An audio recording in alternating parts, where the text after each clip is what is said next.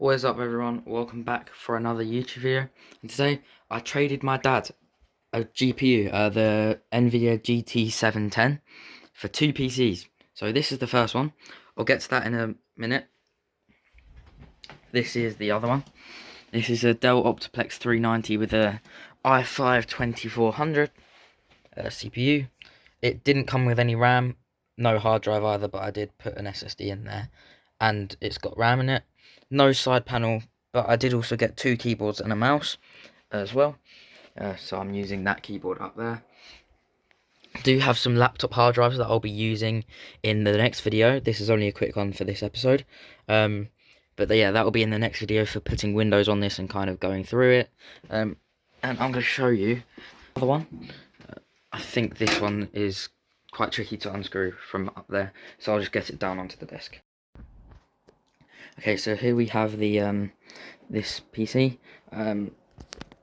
As you tell, there's no power supply on the top. This is a very strange one. It's also very hard to get into, as I have discovered. I'm going to try get into it with this. It's a flat head. I'll just use a guitar pick to get in.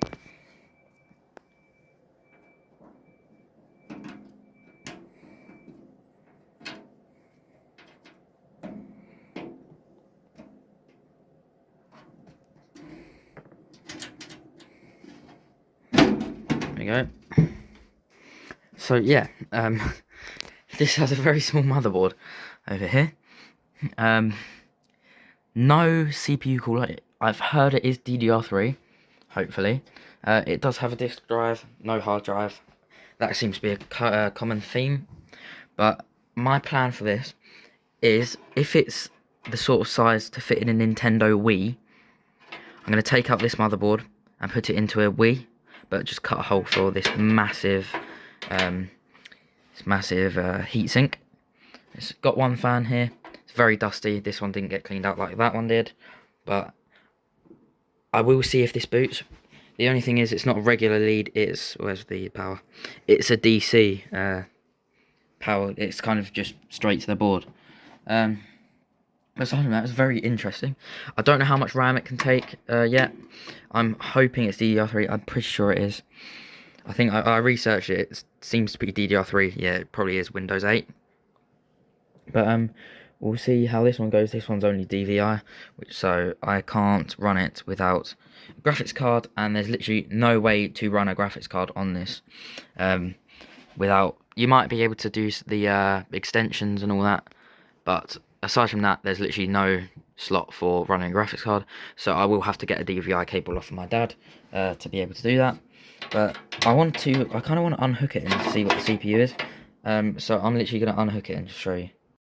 At the moment, it seems to be quite difficult to get this heatsink off, but this will have its own video. It's going to be about $5, or yeah, $5 laptop, $5 PC.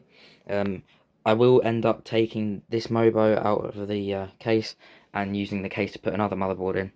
And I will probably tweak the case. I might custom drill a hole up here to put a really big fan, because otherwise there's no chance of fitting like sufficient cooling sort of thing. There is a side panel that has vented side panel here, but aside from that, not much in terms of cooling.